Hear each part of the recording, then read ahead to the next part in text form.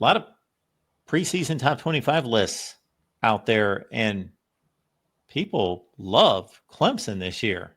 They have jumped on. A lot of people have them high in the top 10, the top 5. Now, Kate Klubnik had a tremendous year last year, and he's just expected to take off, and he's got his receivers back. I haven't done a deep dive on Clemson to really break down what they've lost and what's coming back other than listening to you.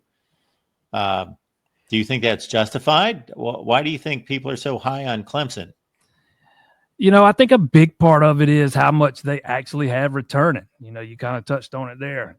That's what it is. They've got so many guys back.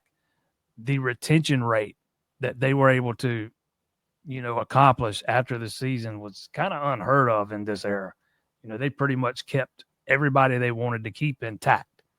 A guy like Antonio Williams, who could have easily slid off and entered the draft, he's coming back for his senior season.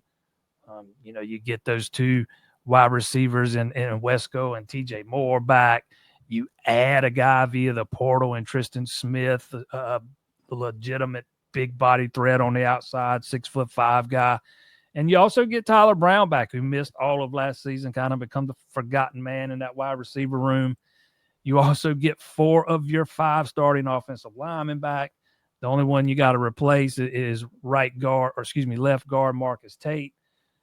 Really on offense, the biggest question is Phil, who replaces Phil Maffa? Jay Haynes, who had kind of stepped up when Maffa got hurt late last season, when that injury really started to show itself late last season. He tore ACL in the ACC championship game. So that job's kind of wide open, and they moved Adam Randall over there for the college football playoff game against Texas. He stayed there through the spring. The returns were really good. We didn't see much of him in the spring game, to get a real good, view of it ourselves. But, everything I've heard has been extremely positive. And then you got that freshman, Gideon Davidson, I think he was one of the top 5 backs in the last recruiting class. That they're expecting him to have an impact this year. So I think that's a big part of it, what they're returning on offense. And they get a lot back on defense. They're still they're very deep along the interior of that defensive line. They brought in Will Help at defensive end through the transfer portal to kind of play opposite of TJ Parker, who has kind of grown into a superstar there. That was one of the weak spots last year, that spot opposite him. So they did something to shore that up. You do lose Barrett Carter at linebacker, but, in essence, you kind of replacing him with Sammy Brown, a guy who got a lot of experience last year. Wade Woodaz is back.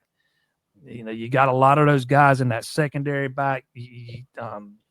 Avion Terrell, Ashton Hampton, he was a freshman last year. He played a lot at corner. Jaden Lucas seems to be finally trending towards being fully healthy. He's had a lot of injury issues. You got a couple other young freshmen, young players, including Corey and Gibson at corner, who redshirted last year. And then at safety, you get a lot of guys back too. You got to replace R.J. Mickens, and I think that's a big loss because he was a big part of the back end of that defense last year. But you get guys like Khalil Barnes back, Kylon Griffin back. You got Ricardo Jones, who got his feet wet a good bit last year and really showed flashes of potential. So I think that's a big part of why people are so high on this team. But first and foremost, it starts with the quarterback position. Seeing what Kay Klubnik did last year, he quietly had an extremely good year, 36 touchdowns, just 6 interceptions, really cut down on those turnovers. And then watching him in that second half against Texas do something to that Longhorns defense nobody did all year long. I think that's a big part of the hype for going into this 2025 season.